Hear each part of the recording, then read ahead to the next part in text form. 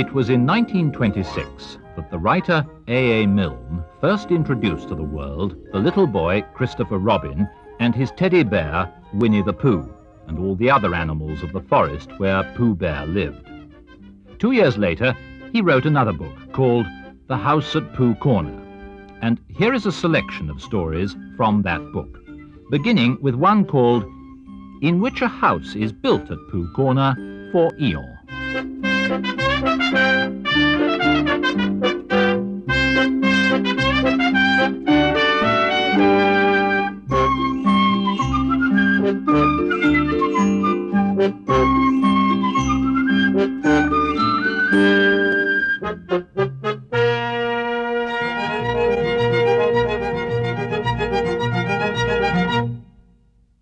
One day, when Pooh Bear had nothing else to do, he thought he would do something. So he went round to Piglet's house to see what Piglet was doing. It was still snowing as he stumped over the white forest track, and he expected to find Piglet warming his toes in front of his fire. But to his surprise, he saw that the door was open. And the more he looked inside, the more Piglet wasn't there. "Oh, he's out," said Pooh sadly. "That's what it is. He's not in. I shall have to go for a fast thinking walk by myself. Bother." But first, he thought that he would knock very loudly just to make quite sure. And while he waited for Piglet not to answer, he jumped up and down to keep warm, and a hum came suddenly into his head, which seemed to him a good hum, such as is hummed hopefully to others. The more it snows, tiddly-pom, the more it goes, tiddly-pom, the more it goes, tiddly-pom, on snowing. And nobody knows, tiddly-pom, how cold my toes, tiddly-pom, how cold my toes, tiddly-pom, are growing. "So what I'll do," said Pooh, "is I'll do this. I'll just go home first and see what the time is, and perhaps I'll put a muffler round my neck, and then I'll go and see Eeyore and sing it to him."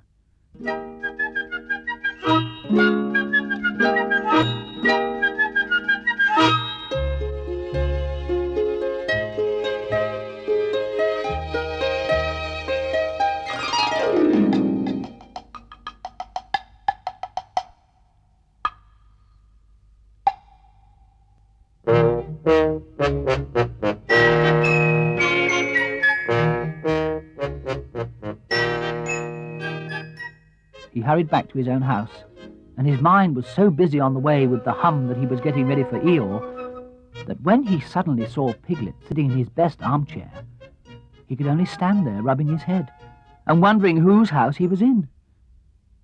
"Hello, Piglet," he said. "I thought you were out." "No," said Piglet. "It's you who are out, Pooh." "So it was," said Pooh. "I knew one of us was." He looked up at his clock, which had stopped at 5 minutes to 11 some weeks ago. Nearly 11 o'clock, said Pooh, happily. "You're just in time for a little smackerel of something." And he put his head into the cupboard. "And then we'll go out, Piglet, and sing my song to Eeyore." "Which song, Pooh?" "The one we're going to sing to Eeyore," explained Pooh. The clock was still saying 5 minutes to 11 when Pooh and Piglet set out on their way half an hour later. The wind had dropped, and the snow, tired of rushing round in circles trying to catch itself up, now fluttered gently down until it found a place on which to rest. And sometimes the place was Pooh's nose, and sometimes it wasn't. And in a little while, Piglet was wearing a white muffler round his neck, and feeling more snowy behind the ears than he had ever felt before. "Pooh," he said at last, and a little timidly, because he didn't want Pooh to think he was giving in.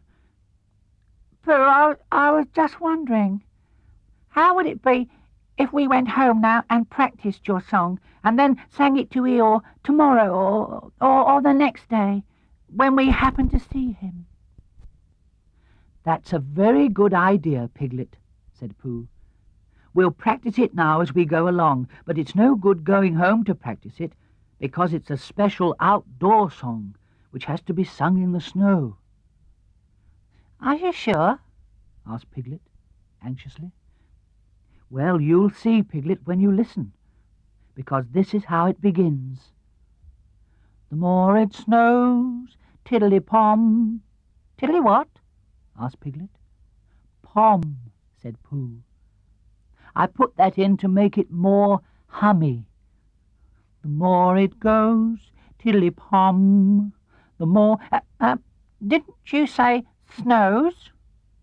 Yes, but that was before. Before the tiddly-pom?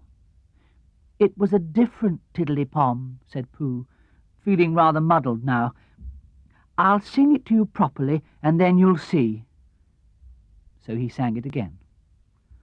The more it snows, tiddly-pom, the more it goes, tiddly-pom, the more it goes, tiddly-pom, on snowing, and nobody knows, tiddly-pom, how cold my toes, tiddly-pom, how cold my toes, tiddly-pom, are growing. He sang it like that, which is much the best way of singing it, and when he had finished, he waited for Piglet to say that of all the outdoor hums for snowy weather he had ever heard, this was the best. And, after thinking the matter out carefully, Piglet said, Pooh, he said, solemnly, it isn't the toes so much as the ears.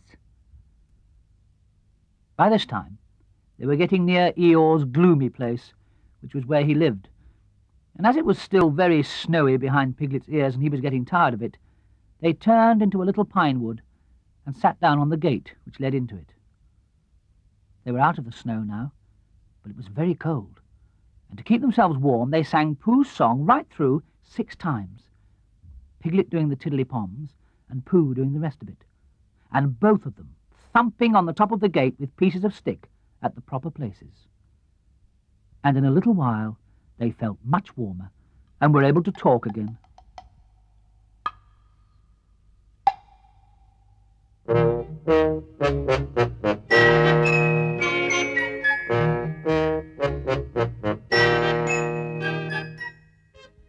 I've been thinking, said Pooh, and what I've been thinking is this. I've been thinking about Eeyore. What about Eeyore? Well, poor Eeyore has nowhere to live. Nor he has, said Piglet. You have a house, Piglet, and I have a house, and they are very good houses, and Christopher Robin has a house, and Owl and Kangaroo and Rabbit have houses or some things, but poor Eeyore has nothing. So what I've been thinking is, let's build him a house. That, said Piglet, is a grand idea. Where shall we build it? We'll build it here, said Pooh, just by this wood, out of the wind, because this is where I thought of it. And we will call this Pooh Corner. And we will build an Eeyore house with sticks at Pooh Corner for Eeyore. There was a heap of sticks on the other side of the wood, said Piglet. I saw them, lots and lots, all piled up. Thank you, Piglet, said Pooh. What you have just said will be a great help to us, and because of it, I could call this place Pooh and Piglet Corner if Pooh Corner didn't sound better, which it does, being smaller and more like a corner. Come along.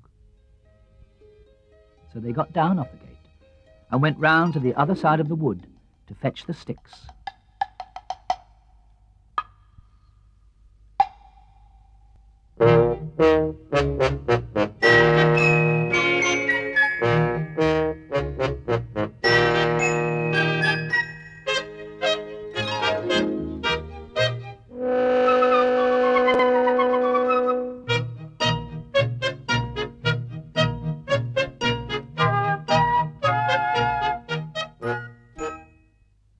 Christopher Robin had spent the morning indoors, going to Africa and back, and he had just got off the boat and was wondering what it was like outside, when who should come knocking at the door but Eeyore.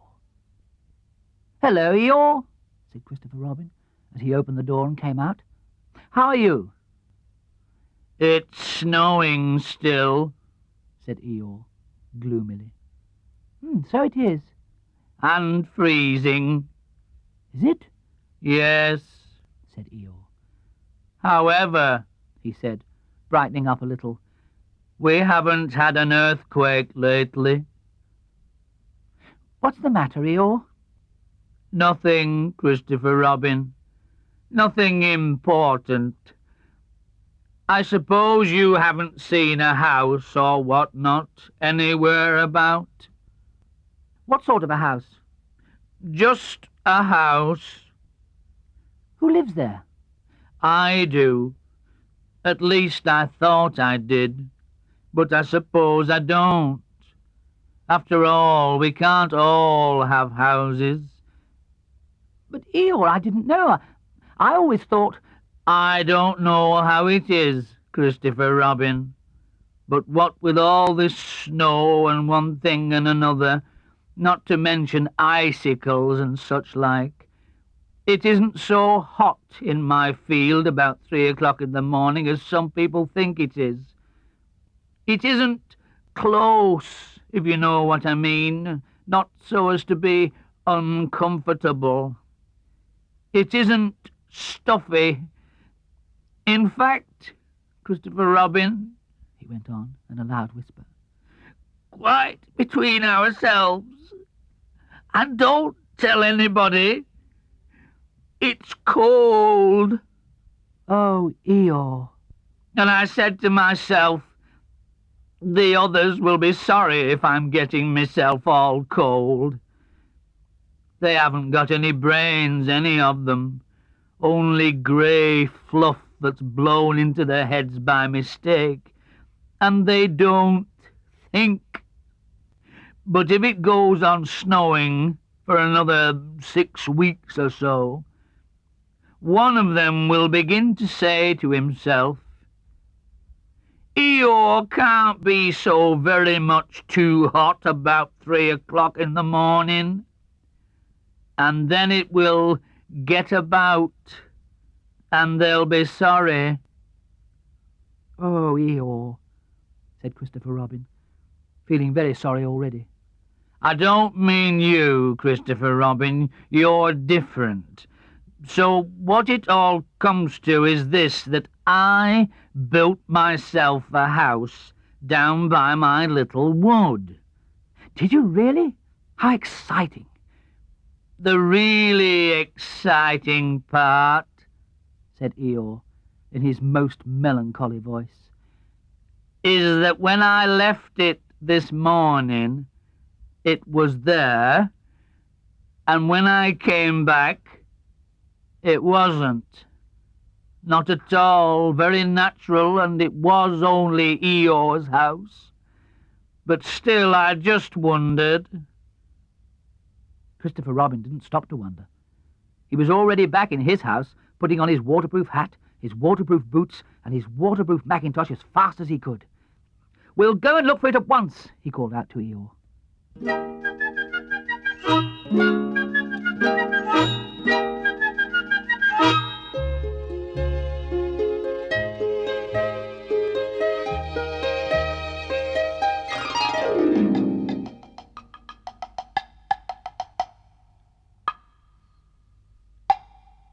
"Sometimes," said Eeyore, "when people have quite finished taking a person's house, there are 1 or 2 bits which they don't want and are rather glad for the person to take back, if you know what I mean. So I thought if we just went—" "Come on," said Christopher Robin, and off they hurried. And in a very little time they got to the corner of the field by the side of the pine wood, where Eeyore's house wasn't any longer. "There," said Eeyore. "Not a stick of it left. Of course, I've still got all this snow to do what I like with. One mustn't complain. But Christopher Robin wasn't listening to Eeyore. He was listening to something else. "Can you hear it?" he asked. What is it? Somebody laughing? "Listen." They both listened, and they heard a deep, gruff voice saying in a singing voice that the more it snowed, the more it went on snowing, and a small, high voice tiddly-pomming in between. "It's Pooh," said Christopher Robin excitedly. "Pooh!" shouted Christopher Robin. The singers on the gate stopped suddenly. "It's Christopher Robin," said Pooh eagerly. He's round by the place where we got all their sticks from," said Piglet. "Come on," said Pooh. They climbed down their gate and hurried round the corner of the wood, Pooh making welcoming noises all the way.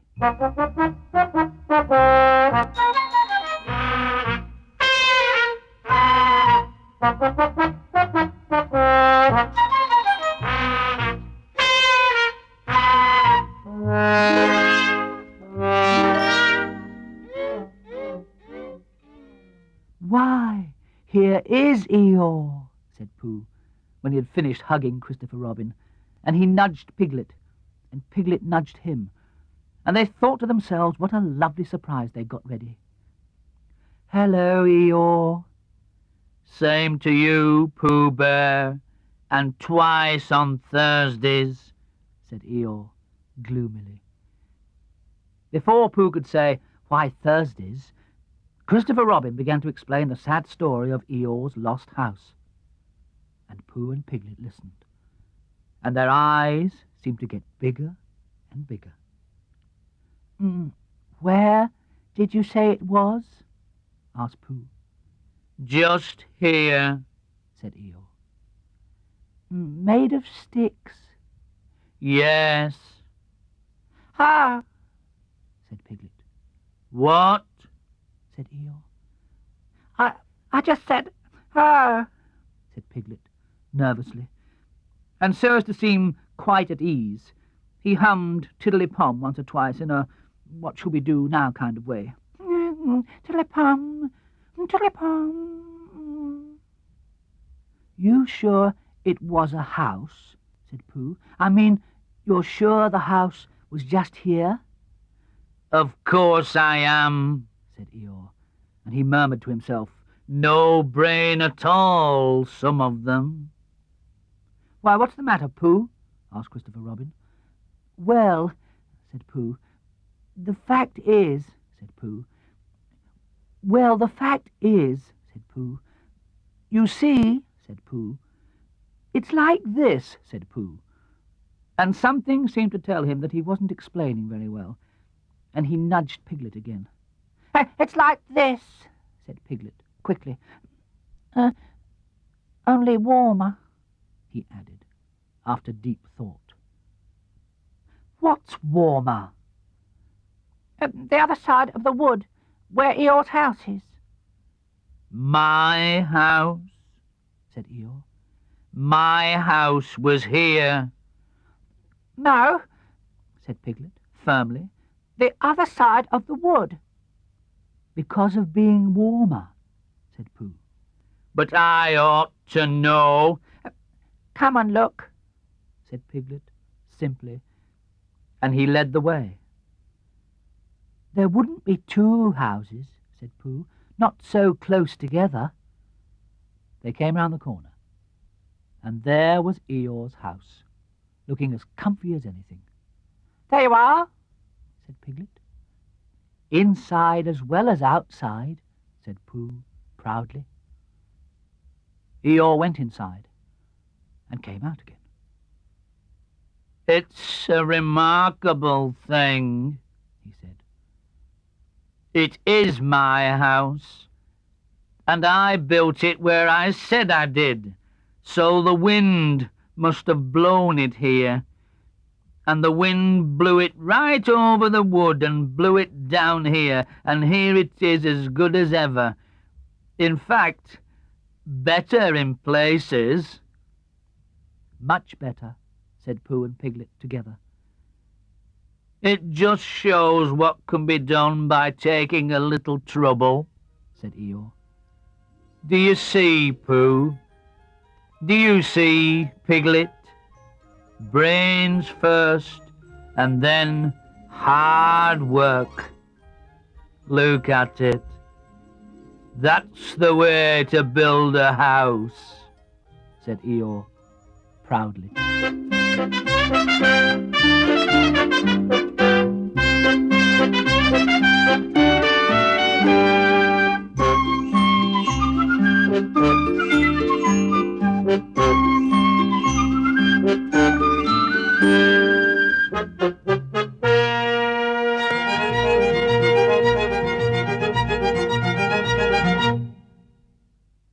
In which Tigger comes to the forest and has breakfast.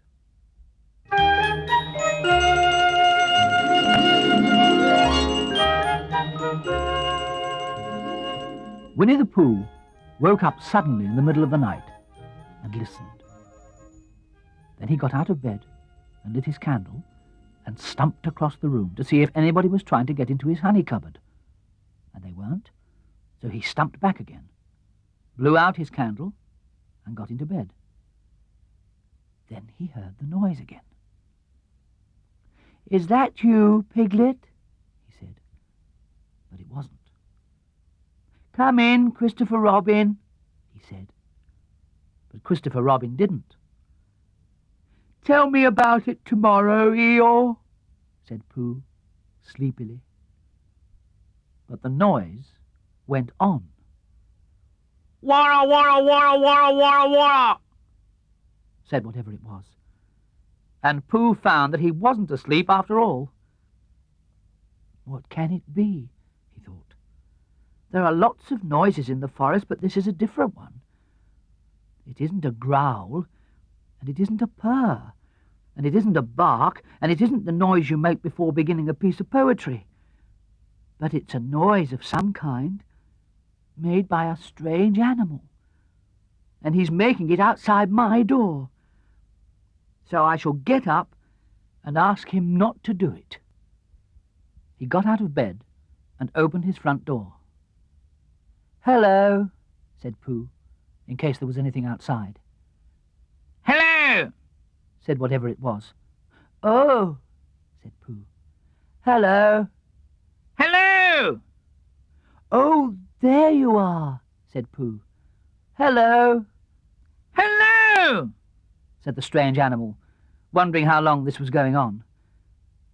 Pooh was just going to say hello for the 4th time when he thought he wouldn't. So he said, Who is it? instead. me. Said a voice.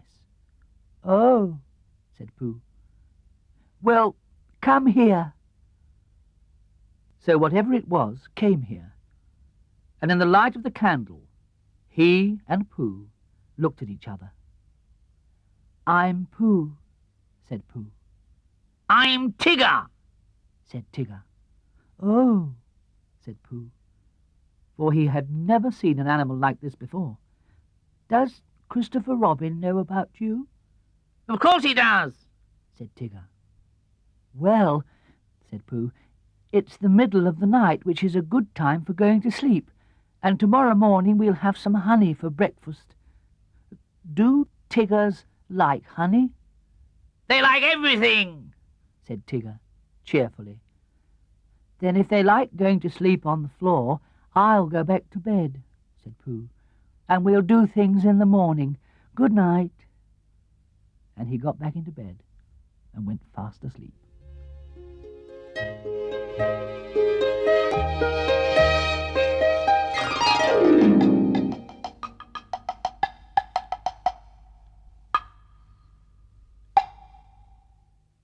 When he awoke in the morning, the first thing he saw was Tigger, sitting in front of the glass and looking at himself.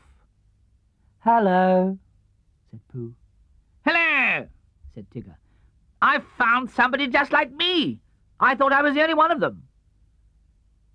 Pooh got out of bed and began to explain what a looking-glass was, but just as he was getting to the interesting part, Tigger said, Excuse me a moment, but there's something climbing up your table. and with one loud "Wara, wara, wara, wara, wara, wara," he jumped at the end of the tablecloth, pulled it to the ground, wrapped himself up in it 3 times, rolled to the other end of the room, and after a terrible struggle, got his head into the daylight again and said cheerfully, "Have I won?"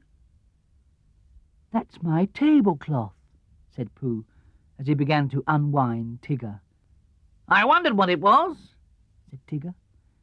"It goes on the table, and you put things on it." "Then why did it try to bite me when I wasn't looking?" "I don't think it did," said Pooh. "It tried," said Tigger. "but I was too quick for it." Pooh put the cloth back on the table, and he put a large honey pot on the cloth, and they sat down to breakfast. And as soon as they sat down, Tigger took a large mouthful of honey. And he looked up at the ceiling with his head on one side, and made exploring noises with his tongue, and considering noises, and what have we got here noises. And then he said in a very decided voice, "Tiggers don't like honey." "Oh," said Pooh, and tried to make it sound sad and regretful. "I thought they liked everything." "Everything except honey," said Tigger. Pooh felt rather pleased about this, and said that as soon as he had finished his own breakfast, he would take Tigger round to Piglet's house, and Tigger could try some of Piglet's haycorns. "Thank you, Pooh," said Tigger. "because haycorns is really what Tiggers like best."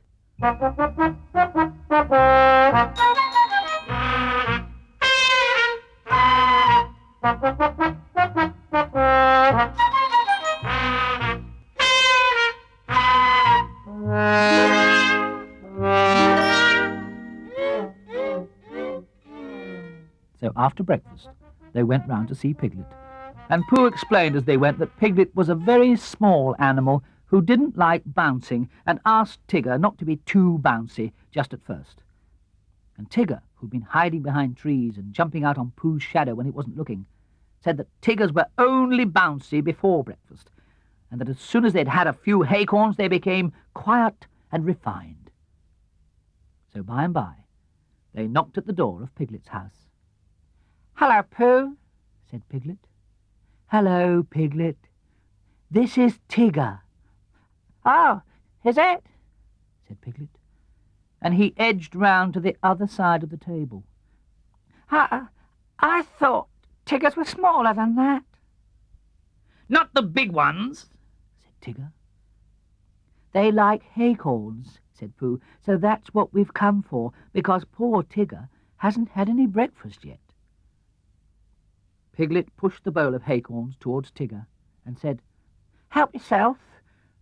and then he got close up to Pooh and felt much braver, and said, "So you're Tigger? Well, well," in a careless sort of voice. But Tigger said nothing, because his mouth was full of haycorns. After a long munching noise, he said, "Here they are, Eeyore." and when Pooh and Piglet said, "What?" he said, "Scurry," and went outside for a moment. When he came back, he said firmly, "Tiggers don't like haycorns." "But you said they liked everything except honey," said Pooh. "Everything except honey and haycorns," explained Tigger. When he heard this, Pooh said, "Oh, I see."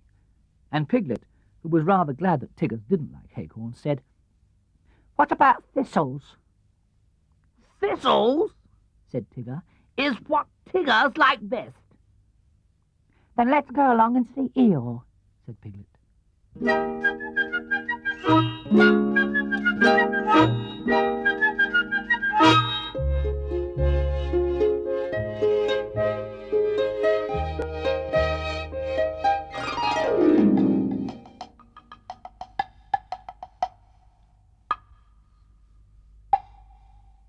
So the 3 of them went, and after they had walked and walked and walked, they came to the part of the forest where Eeyore was. "Hello, Eeyore," said Pooh. "This is Tigger." "What is?" said Eeyore. This, explained Pooh and Piglet together, and Tigger smiled his happiest smile and said nothing. Eeyore walked all round Tigger one way, and then turned and walked all round him the other way. "What did you say it was?" he asked. Tigger. "Ah," said Eeyore. He's just come, explained Piglet. "Ah," said Eeyore again. He thought for a long time and then said, "When is he going?" Pooh explained to Eeyore that Tigger was a great friend of Christopher Robin's who had come to stay in the forest, and Piglet explained to Tigger that he mustn't mind what Eeyore said because he was always gloomy. And Eeyore explained to Piglet that, on the contrary, he was feeling particularly cheerful this morning. And Tigger explained to anybody who was listening that he hadn't had any breakfast yet. I knew there was something, said Pooh. Tiggers always eat thistles, so that was why we came to see you, Eeyore. "Don't mention it, Pooh." Oh, Eeyore, I didn't mean that I didn't want to see you. Quite. But your new stripy friend, naturally, he wants his breakfast. What did you say his name was? Tigger. Then come this way, Tigger. Eeyore led the way to the most thistly-looking patch of thistle that ever was, and waved a hoof at it. "A little patch I was keeping for my birthday," he said. "But after all, what are birthdays? Here today and gone tomorrow. Help yourself, Tigger." Tigger thanked him, and looked a little anxiously at Pooh. Are those really thistles?" he whispered. Yes, said Pooh. "I see," said Tigger. So he took a large mouthful, and he gave a large crunch. "Oh!" said Tigger. He sat down and put his paw in his mouth. What's the matter? Asked Pooh. "Hot!" mumbled Tigger. "Your friend," said Eeyore, "appears to have bitten on a bee." Pooh's friend stopped shaking his head to get the prickles out and explained that Tiggers didn't like thistles. "Then why bend a perfectly good one?" asked Eeyore. But you said, began Pooh, you said that Tiggers liked everything except honey and acorns. "And thistles," said Tigger, who was now running round in circles with his tongue hanging out. Pooh looked at him sadly. What are we going to do? He asked Piglet. Piglet knew the answer to that, and he said at once that he must go and see Christopher Robin. "You'll find him with Kanga," said Eeyore. He came close to Pooh and said in a loud whisper, "Could you ask your friend to do his exercises somewhere else? I shall be having lunch directly, and don't want it bounced on just before I begin. A trifling matter and fussy of me, but we all have our little ways." Pooh nodded solemnly and called to Tigger. Come along and we'll go and see Kanga. She's sure to have lots of breakfast for you.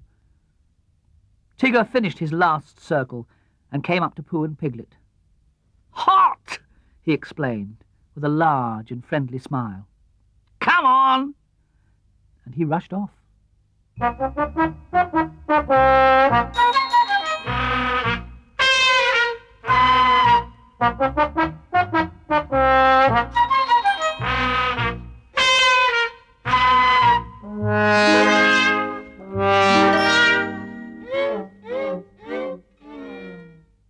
At last they came in sight of Kanga's house, and there was Christopher Robin. Tigger rushed up to him. Oh, there you are, Tigger, said Christopher Robin. I knew you'd be somewhere." "I've been finding things in the forest," said Tigger, importantly. "I found a Pooh and a Piglet and an Eeyore, but I can't find any breakfast." Pooh and Piglet came up and hugged Christopher Robin and explained what had been happening. "Don't you know what Tigger's like?" asked Pooh. "I expect if I thought very hard I should," said Christopher Robin. "But I thought Tigger knew." "I do," said Tigger. "Everything there is in the world except honey and acorns and... what were those hot things called?" "Thistles." "Yes, and those." "Oh, well, then Kanga can give you some breakfast."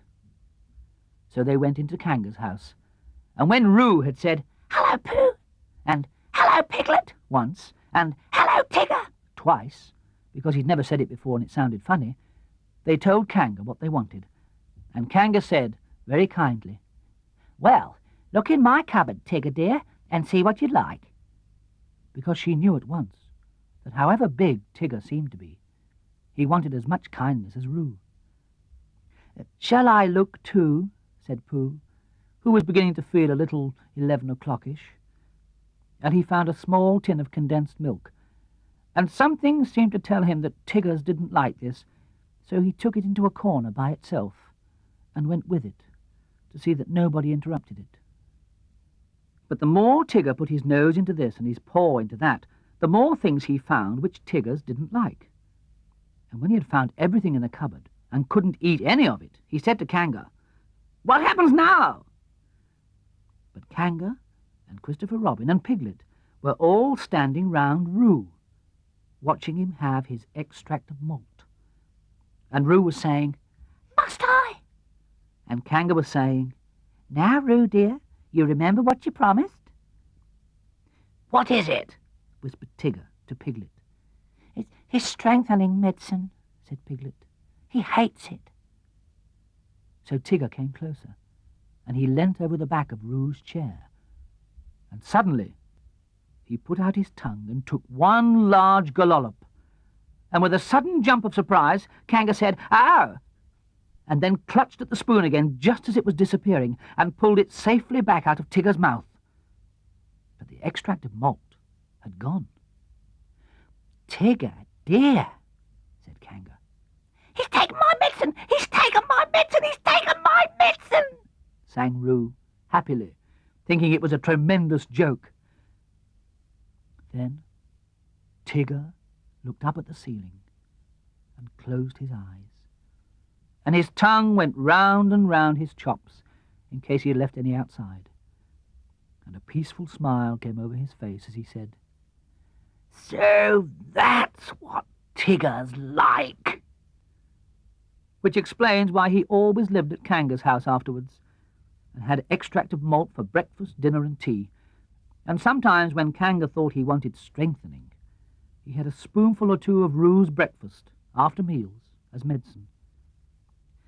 "But I think," said Piglet to Pooh, "I think that he's been strengthened quite enough."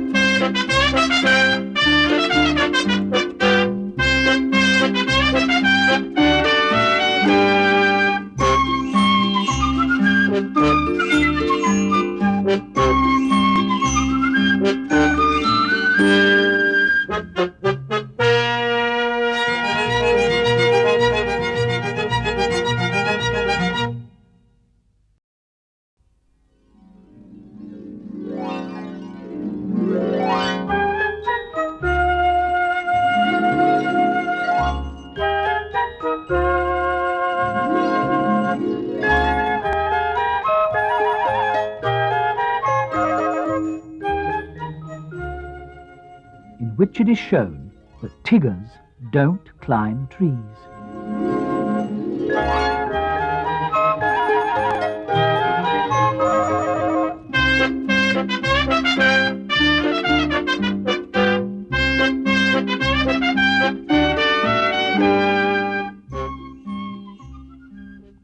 Now it happened that Kanga had felt rather motherly that morning and wanting to count things, like Rue's vests and how many pieces of soap there were left and the 2 clean spots in Tigger's feeder. So she had sent them out with a packet of watercress sandwiches for Rue and a packet of extract of malt sandwiches for Tigger, to have a nice long morning in the forest, not getting into mischief. And off they had gone. And as they went, Tigger told Rue, who wanted to know, all about the things that Tiggers could do. Can they fly? Asked Rue. Yes, said Tigger. They're very good flyers, Tiggers are, yes. Extraordinary good flyers. Oh, said Rue. can they fly as well as Owl? Yes, said Tigger. Only they don't want to. Why don't they want to? Well, they just don't like it, somehow. Rue couldn't understand this, because he thought it would be lovely to be able to fly. But Tigger said it was difficult to explain to anybody who wasn't a Tigger himself. Well, said Rue.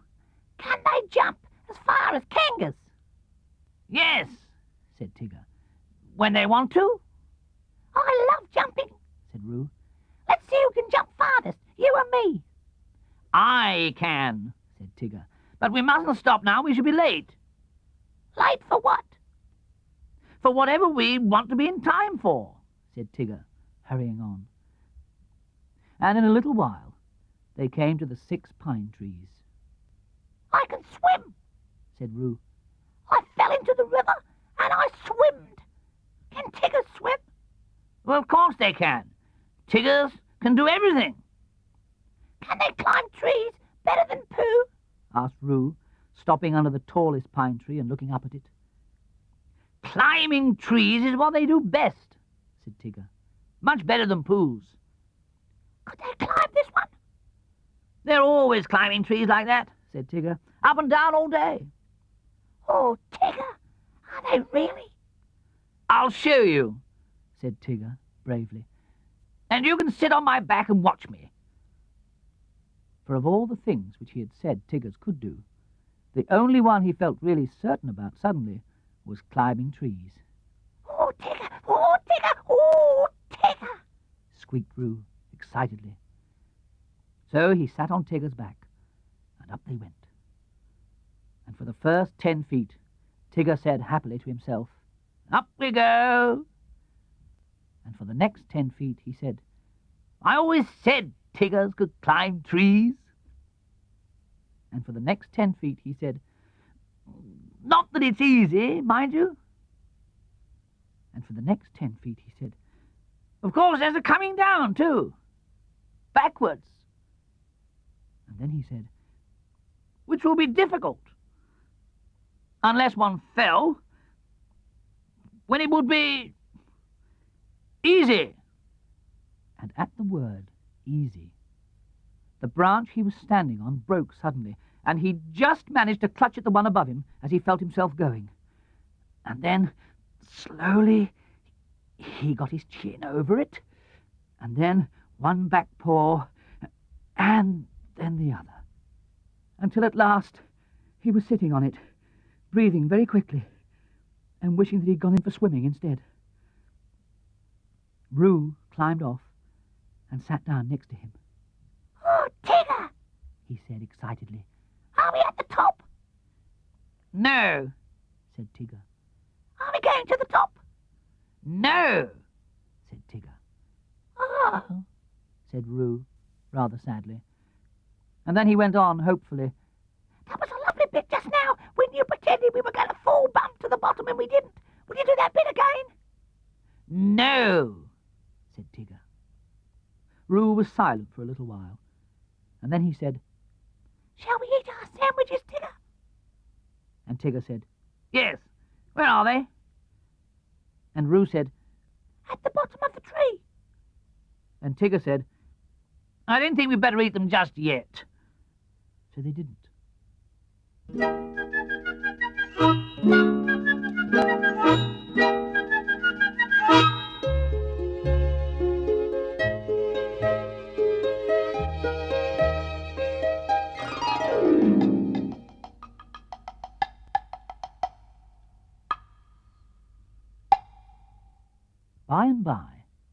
Pooh and Piglet came along. "Ah, look, Pooh," said Piglet suddenly. "There's something in one of the pine trees." "So there is," said Pooh, looking up wonderingly. "There's an animal." Piglet took Pooh's arm in case Pooh was frightened. "Is it one of the fiercer animals?" he said, looking the other way. Pooh nodded. "It's a jaguar," he said. "Oh, what do jaguars do?" asked Piglet, hoping that they wouldn't.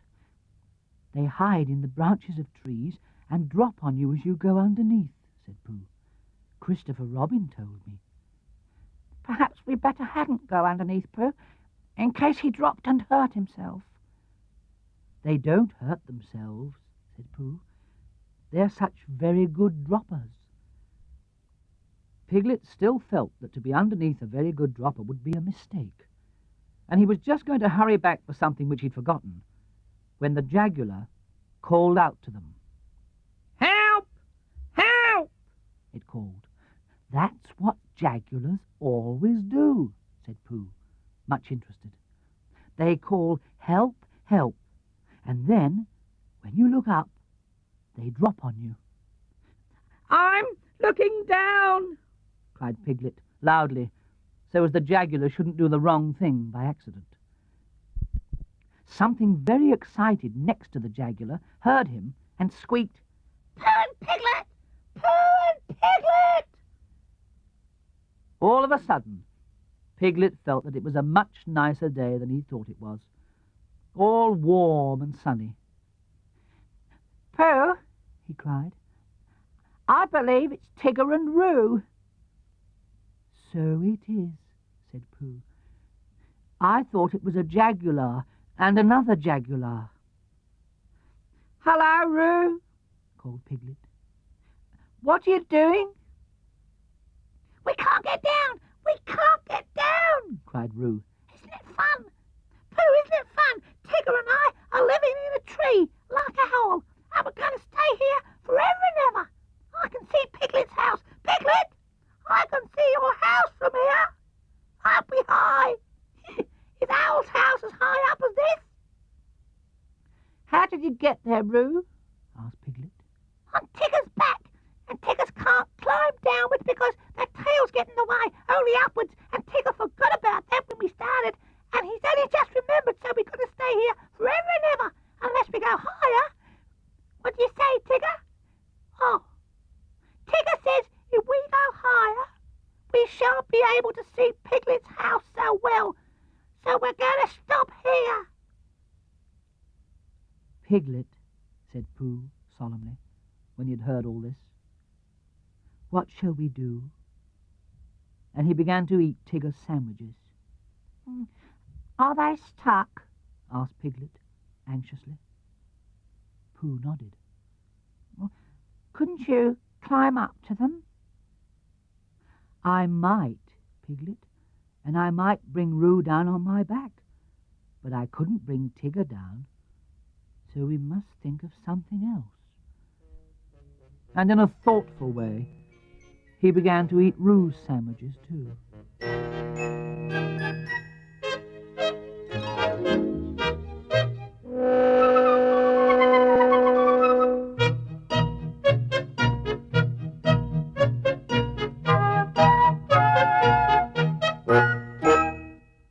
Whether he would have thought of anything before he had finished the last sandwich, I don't know, but he had just got to the last but one when there was a crackling in the bracken, and Christopher Robin and Eeyore came strolling along together. "I shouldn't be surprised if it hailed a good deal tomorrow," Eeyore was saying. "Blizzards and what not. Being fine today doesn't mean anything. It has no what's that word? Well, it has none of that. It's just a small piece of weather." "There's Pooh," said Christopher Robin, who didn't much mind what it did tomorrow, as long as he was out in it. "Hello, Pooh." "It's Christopher Robin," said Piglet. "He'll know what to do." hurried up to him. "Oh, Christopher Robin," began Pooh. "And Eeyore," said Eeyore. "Tigger and Roo are right up the 6 pine trees, and they can't get down, and I was just saying," put in Piglet, "that if only Christopher Robin—" "And Eeyore." "If only you were here, then we could think of something to do." Christopher Robin looked up at Tigger and Roo and tried to think of something. "I thought," said Piglet earnestly, "that if Eeyore stood at the bottom of the tree, and if Pooh stood on Eeyore's back, and if I stood on Pooh's shoulders—" "And if Eeyore's back snapped suddenly, then we could all laugh. Ha ha! Amusing in a quiet way," said Eeyore. "but not really helpful." "Well," said Piglet meekly, "I thought—" "Would it break your back, Eeyore?" asked Pooh, very much surprised. "That's what would be so interesting, Pooh, not being quite sure till afterwards." Pooh said, "Oh," and they all began to think again. "I've got an idea," cried Christopher Robin suddenly. "Listen to this, Piglet," said Eeyore. "and then you'll know what we're trying to do." "I'll take off my tunic, and we'll each hold a corner, and then Roo and Tigger can jump into it, and it'll be all soft and bouncy for them, and they won't hurt themselves." "Getting Tigger down," said Eeyore. "and not hurting anybody. Keep those 2 ideas in your head, Piglet, and you'll be all right." But Piglet wasn't listening. He was so agog at the thought of seeing Christopher Robin's blue braces again. He had seen them only once before, when he was much younger, and being a little overexcited by them, had to go to bed half an hour earlier than usual. And he had always wondered since if they were really as blue and as bracing as he had thought them. So when Christopher Robin took his tunic off, and they were, he felt quite friendly to Eeyore again, and held the corner of the tunic next to him, and smiled happily at him. And Eeyore whispered back, "I'm not saying there won't be an accident now, mind you. They're funny things, accidents. You never have them till you're having them."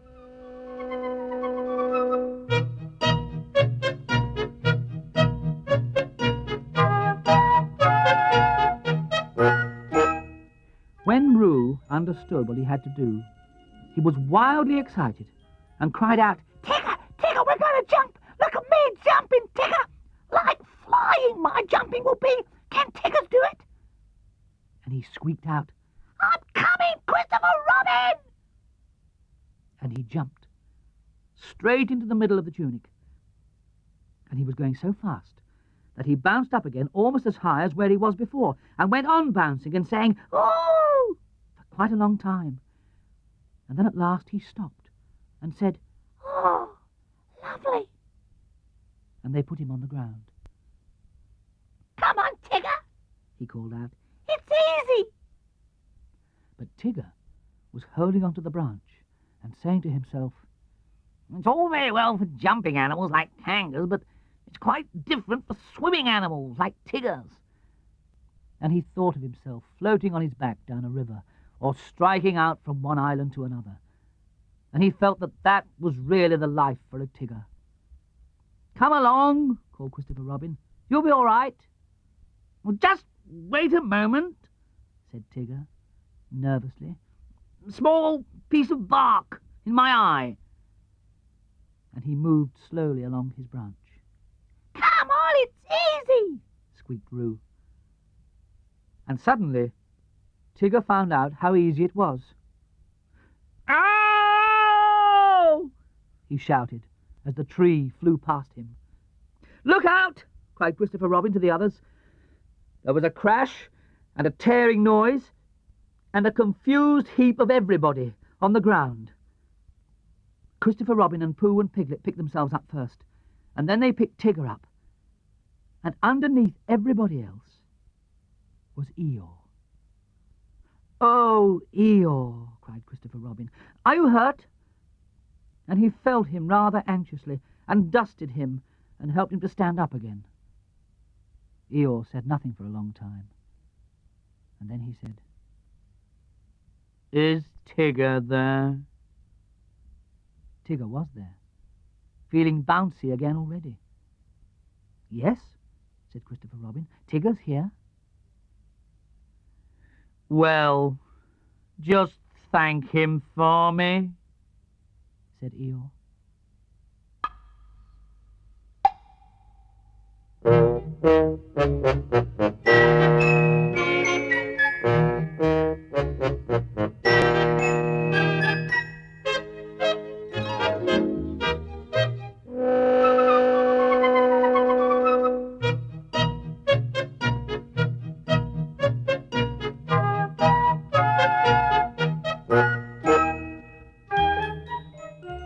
In which Tigger is unbounced.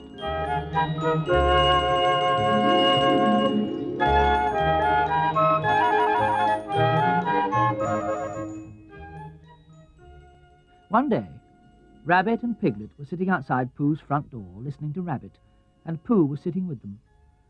It was a drowsy summer afternoon, and the forest was full of gentle sounds, which all seemed to be saying to Pooh, "Don't listen to Rabbit. Listen to me." So he got into a comfortable position for not listening to Rabbit, and from time to time he opened his eyes to say, "Ah," and then closed them again to say, "True." And from time to time Rabbit said, "You see what I mean, Piglet," very earnestly, and Piglet nodded very earnestly to show that he did. "In fact," said Rabbit, coming to the end of it at last, "Tigger's getting so bouncy nowadays that it's time we taught him a lesson. Don't you think so, Piglet?" Piglet said that Tigger was very bouncy, and that if they could think of a way of unbouncing him, it would be a very good idea. "Just what I feel," said Rabbit. "What do you say, Pooh?" Pooh opened his eyes with a jerk and said, "Extremely." "Extremely what?" asked Rabbit. "What you were saying," said Pooh. "Undoubtedly." Piglet gave Pooh a stiffening sort of nudge, and Pooh, who felt more and more that he was somewhere else, got up slowly and began to look for himself. "But how shall we do it?" asked Piglet. "What sort of a lesson, Rabbit?" "That's the point," said Rabbit. The word lesson came back to Pooh as one he had heard before somewhere. "There's a thing called twice times," he said. "Christopher Robin tried to teach it to me once, but it didn't." "What didn't?" said Rabbit. "Didn't what?" said Piglet. Pooh shook his head. "I don't know," he said. "It just didn't. What are we talking about?" "Pooh," said Piglet reproachfully. "Haven't you been listening to what Rabbit was saying?" "I listened, but I had a small piece of fluff in my ear. Could you say it again, please, Rabbit?" Rabbit never minded saying things again, so he asked where he should begin from, and when Pooh had said from the moment when the fluff got in his ear, and Rabbit had asked when that was, and Pooh had said he didn't know because he hadn't heard properly, Piglet settled it all by saying that what they were trying to do was, they were just trying to think of a way to get the bounces out of Tigger, because however much you liked him, you couldn't deny it, he did bounce. "Oh, I see," said Pooh. "There's too much of him," said Rabbit. "That's what it comes to." Pooh tried to think, and all he could think of was something which didn't help at all. So he hummed it very quietly to himself. "If Rabbit was bigger and fatter and stronger or bigger than Tigger, if Tigger was smaller, then Tigger's bad habit of bouncing at Rabbit would matter no longer if Rabbit was taller." "What was Pooh saying?" asked Rabbit. Any good?" "No," said Pooh, sadly. "No good." "Well, I've got an idea," said Rabbit, "and here it is. We take Tigger for a long explore, somewhere where he's never been, and we lose him there. And next morning we find him again, and mark my words, he'll be a different Tigger altogether." "Why?" said Pooh. "Because he'll be a humble Tigger.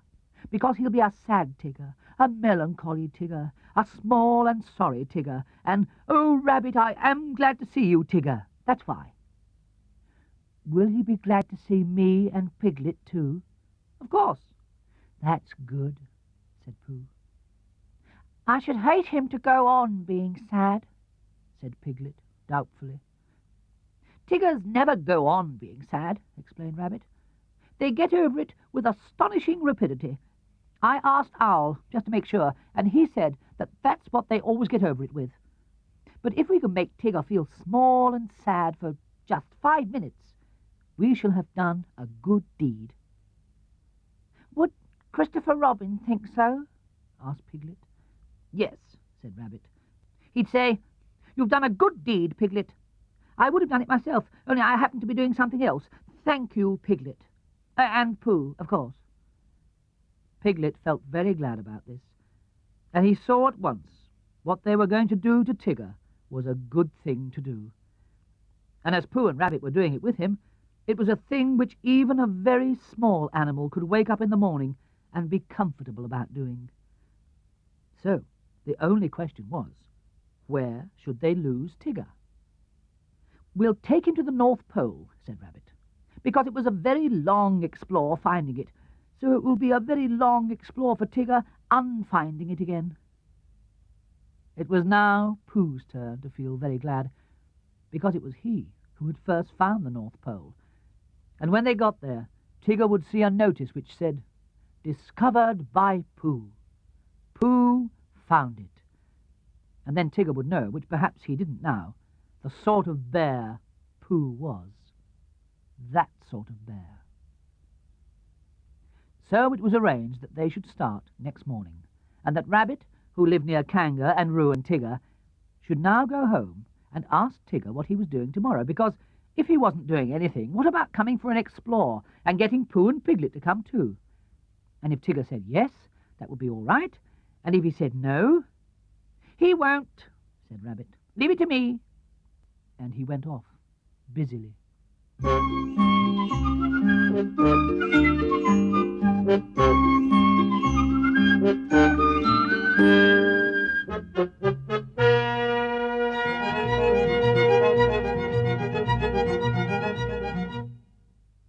The next day was quite a different day.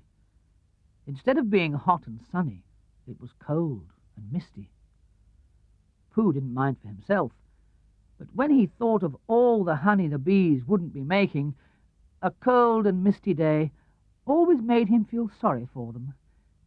He said so to Piglet when Piglet came to fetch him, and Piglet said that he wasn't thinking of that so much, but of how cold and miserable it would be, being lost all day and night on the top of the forest. But when he and Pooh had got to Rabbit's house, Rabbit said it was just the day for them, because Tigger always bounced on ahead of everybody, and as soon as he was out of sight, they would hurry away in the other direction, and he would never see them again. "Not never," said Piglet. "Well, not until we find him again, Piglet, tomorrow or whenever it is. Come on, he's waiting for us." When they got to Kanga's house, they found that Roo was waiting too, being a great friend of Tigger's, which made it awkward. But Rabbit whispered, "Leave this to me," behind his paw to Pooh, and went up to Kanga. "I don't think Roo had better come," he said. "Not today." "Why not?" said Roo, who wasn't supposed to be listening. "Nasty, cold day," said Rabbit, shaking his head. "And you were coughing this morning?" "How do you know?" asked Roo, indignantly. "Oh, Roo, you never told me," said Kanga, reproachfully. "It was a biscuit cough," said Roo. "Not one you tell about." "Well, I think not today, dear. Another day." "Tomorrow?" said Roo, hopefully. "We'll see," said Kanga. You're always saying, and nothing ever happens, said Roo, sadly. Nobody could see on a day like this, Roo, said Rabbit. I don't expect we shall get very far, and then this afternoon we'll... Ah, Tigger, there you are. Come on. Goodbye, Roo. This afternoon we'll, come on, Pooh. All ready? Yes, that's right. Come on. So they went.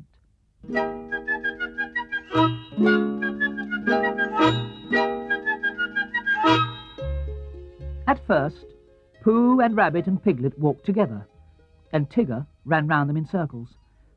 And then, when the path got narrower, Rabbit, Piglet and Pooh walked one after one another, and Tigger ran round them in oblongs. And by, when the gorse got very prickly on each side of the path, Tigger ran up and down in front of them, and sometimes he bounced into Rabbit, and sometimes he didn't. And as they got higher, the mist got thicker, so that Tigger kept disappearing. And then, when you thought he wasn't there he was again, saying, I say, come on. And before you could say anything, there he wasn't. Rabbit turned round and nudged Piglet. The next time, he said. Tell Pooh. The next time, said Piglet to Pooh. The next what? Said Pooh to Piglet. Tigger appeared suddenly, bounced into Rabbit, and disappeared again. Now, said Rabbit. He jumped into a hollow by the side of the path, and Pooh and Piglet jumped after him. They crouched in the bracken, listening. The forest was very silent when you stopped and listened to it. They could see nothing and hear nothing. Shh, said Rabbit. I am, said Pooh. There was a pattering noise, then silence again. Hello, said Tigger, and he sounded so close suddenly that Piglet would have jumped if Pooh hadn't accidentally been sitting on most of him. Where are you? Called Tigger. Rabbit nudged Pooh, and Pooh looked about for Piglet to nudge, but couldn't find him, and Piglet went on breathing wet bracken as quietly as he could, and felt very brave and excited. Now that's funny, said Tigger. There was a moment's silence, and then they heard him pattering off again. For a little longer they waited, until the forest had become so still that it almost frightened them. And then Rabbit got up and stretched himself. Well, he whispered proudly, there we are, just as I said. I've been thinking, said Pooh, and I think... No, said Rabbit, don't. Run, come on. And they all hurried off, Rabbit leading the way. Now, said Rabbit, after they'd gone a little way, now we can talk. What were you going to say, Pooh? Nothing much. Why are we going along here? Because it's the way home. Oh, said Pooh. I think it's more to the right, said Piglet nervously. What do you think, Pooh? Pooh looked at his two paws. He knew that one of them was the right, and he knew that when you decided which one of them was the right, then the other one was the left. But he never could remember how to begin. Well, he said slowly. Come on, said Rabbit. I know it's this way. They went on. 10 minutes later, they stopped again. It's very silly, said Rabbit. But just for the moment, of course, come on. Here we are, said Rabbit 10 minutes later. Oh, no, we're not. Now, said Rabbit 10 minutes later. I think we ought to be getting, or are we a little bit more to the right than I thought? It's a funny thing, said Rabbit 10 minutes later, how everything looks the same in a mist. Have you noticed it, Pooh? Pooh said that he had. Lucky we know the forest so well, or we might get lost, said Rabbit half an hour later. And he gave the careless laugh which you give when you know the forest so well that you can't get lost. Piglet sidled up to Pooh from behind. Pooh? He whispered. Yes, Piglet? Nothing. Said Piglet, taking Pooh's paw. I just wanted to be sure of you.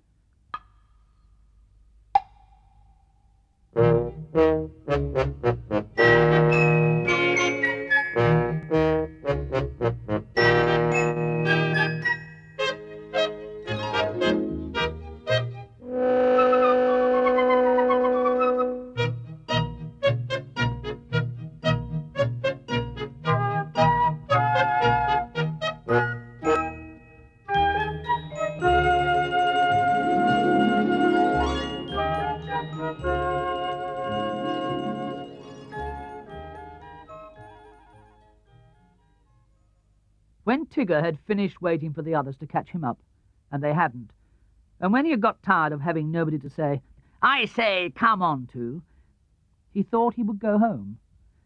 So he trotted back. And the first thing Kanga said when she saw him was, There's a good Tigger. You're just in time for your strengthening medicine. and she poured it out for him. Roo said proudly, I've had mine. And Tigger swallowed his and said, So have I. And then he and Roo pushed each other about in a friendly way, and Tigger accidentally knocked over one or two chairs by accident, and Roo accidentally knocked one over on purpose, and Kanga said, Now then, run along. Where shall we run along to? Asked Roo. You can go and collect some fir cones for me, said Kanga, giving them a basket.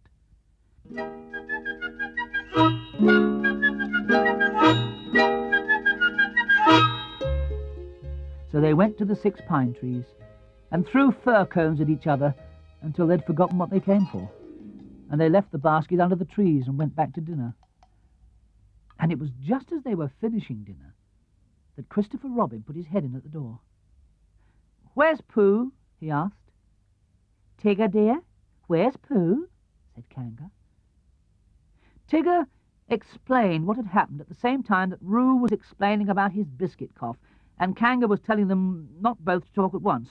So it was some time before Christopher Robin guessed that Pooh and Piglet and Rabbit were all lost in the mist on the top of the forest.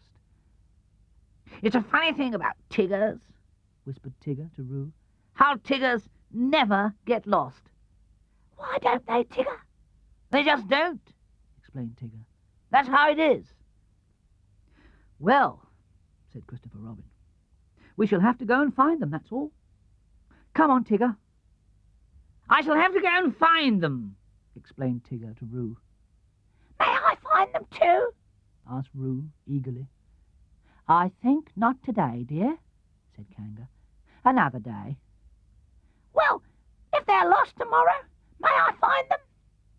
We'll see, said Kanga. And Roo, who knew what that meant, went into a corner and practised jumping out at himself, partly because he wanted to practice this, and partly because he didn't want Christopher Robin and Tigger to think that he minded when they went off without him.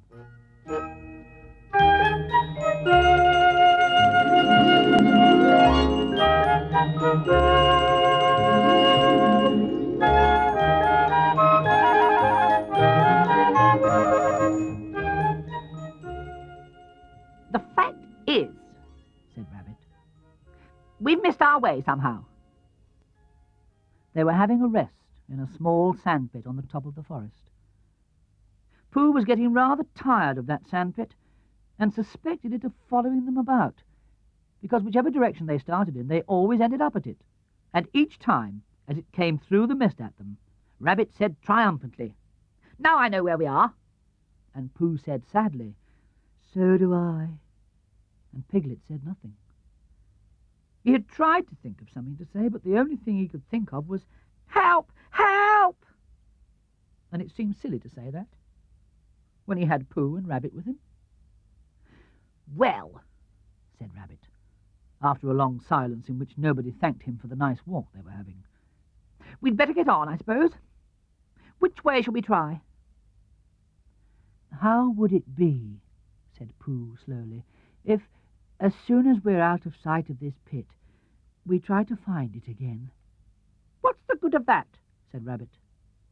"Well," said Pooh, "we keep looking for home and not finding it, so I thought that if we looked for this pit, we'd be sure not to find it, which would be a good thing, because then we might find something that we weren't looking for, which might be just what we were looking for, really." "I don't see much sense in that," said Rabbit. "No," said Pooh humbly, "there isn't. But there was going to be when I began it. It's just that something happened to it on the way." "If I walked away from this pit and then walked back to it, of course I should find it."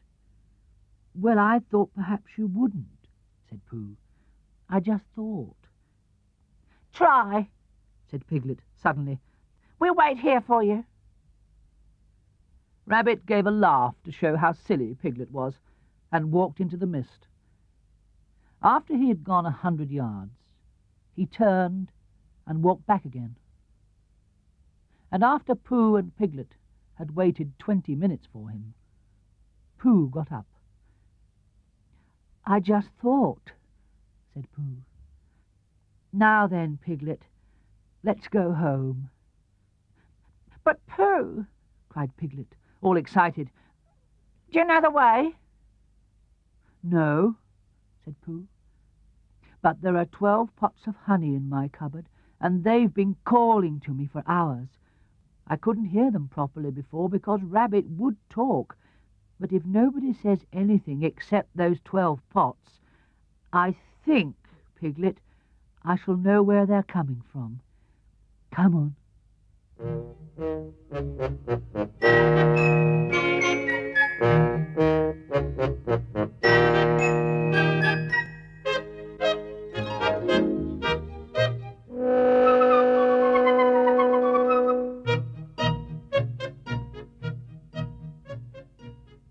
They walked off together, and for a long time Piglet said nothing, so as not to interrupt the pots. And then, suddenly, he made a squeaky noise, and an ooh noise, because now he began to know where he was, but he still didn't dare to say so out loud in case he wasn't. And just when he was getting so sure of himself that it didn't matter whether the pots went on calling or not, there was a shout from in front of them, and out of the mist came Christopher Robin. "Oh, there you are," said Christopher Robin, carelessly, trying to pretend that he hadn't been anxious. "Here we are," said Pooh. "Where's Rabbit?" "I don't know," said Pooh. "Oh, well, I expect Tigger will find him. He's, sort of looking for you all." "Well," said Pooh, "I've got to go home for something, and so has Piglet, because we haven't had it yet, and—" "I'll come and watch you," said Christopher Robin. So he went home with Pooh, and watched him for quite a long time. And all the time he was watching, Tigger was tearing round the forest, making loud yapping noises for Rabbit. And at last, a very small and sorry rabbit heard him. And the small and sorry rabbit rushed through the mist at the noise, and it suddenly turned into Tigger, a friendly Tigger, a grand Tigger, a large and helpful Tigger, a Tigger who bounced, if he bounced at all, in just the beautiful way a Tigger ought to bounce. "Oh, Tigger," cried Rabbit, "I am glad to see you."